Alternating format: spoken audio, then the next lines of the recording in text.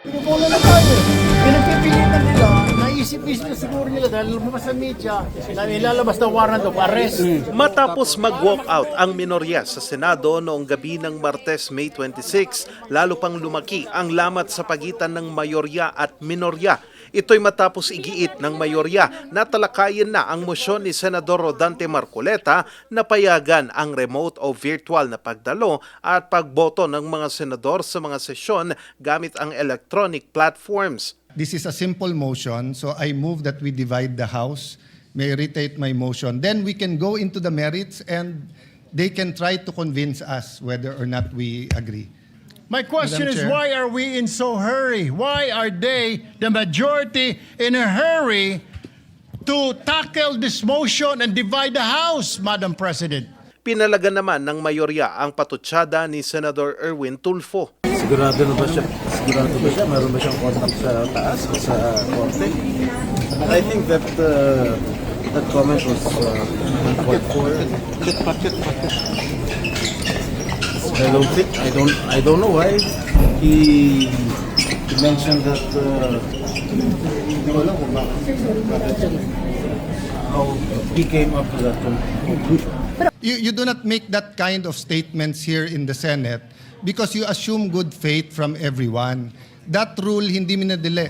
May 11 pa ho yun. So Madam Chair, I move that we divide the House. Pero kung ang Malacanang ang tatanungin, wala namang national emergency o sakuna para pahintulutan ang online voting sa Senado. Sa pagkakataong ito ay wala naman tayong masasabi na anumang force majeure, calamity, na mag-justify ng mga online voting. But still, muli, ito ay nasa kanilang pagpapasya. Wala sa pagpapasya ng administrasyon, wala sa pagpapasya ng Pangulo.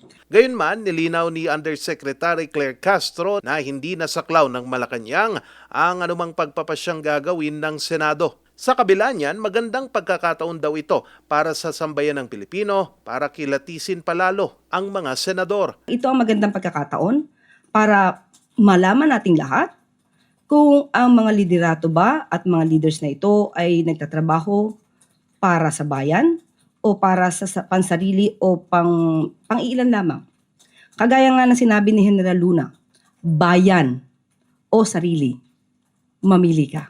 Pinapayagan lamang kasi ang teleconference sa sesyon ng Senado kapag mayroong national emergency gaya ng pandemya o di kaya naman force majeure o sakuna.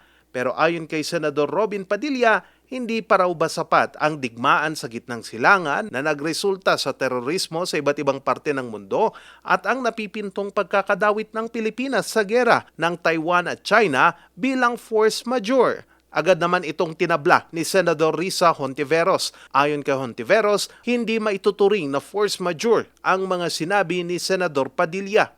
Base rin sa Article 1174 ng Civil Code of the Philippines, tinatawag itong fortuitous events o hindi inaasahang pangyayari. Ito ay isang pangyayari na hindi kontrol ng tao at hindi inaasahan gaya ng mga sakuna.